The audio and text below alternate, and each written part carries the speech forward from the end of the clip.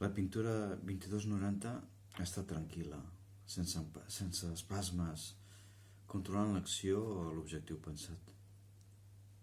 Busca l'eloqüència del moment vital sobre el moment plàstic, sense lírica, sent el que és. La simplicitat aporta narració.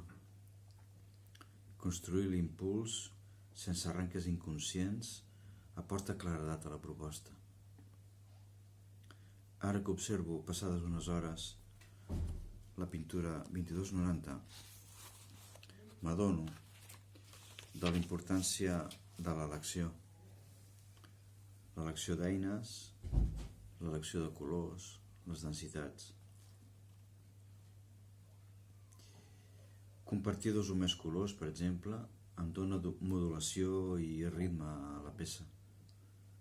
Diria que no em molesta, però tinc la emotivitat de que aquests colors han d'intervenir d'una forma discreta.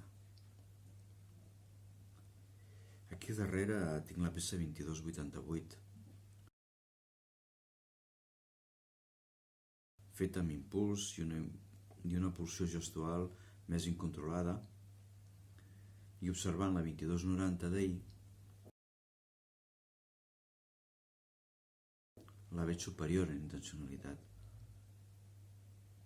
Crec que la definició dels materials, les eines, el suport i la manera de fer-ho donen en si mateix un canvi formal segur.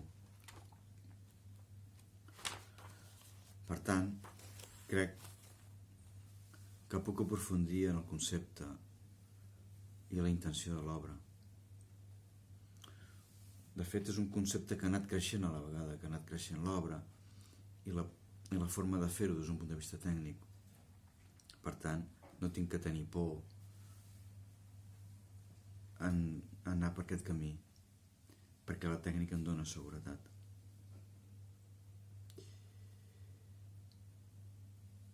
Em sento buit. Veig que els treballs em queden curts i efímers. Proporcionalment efímers el fet impulsiu en si mateix.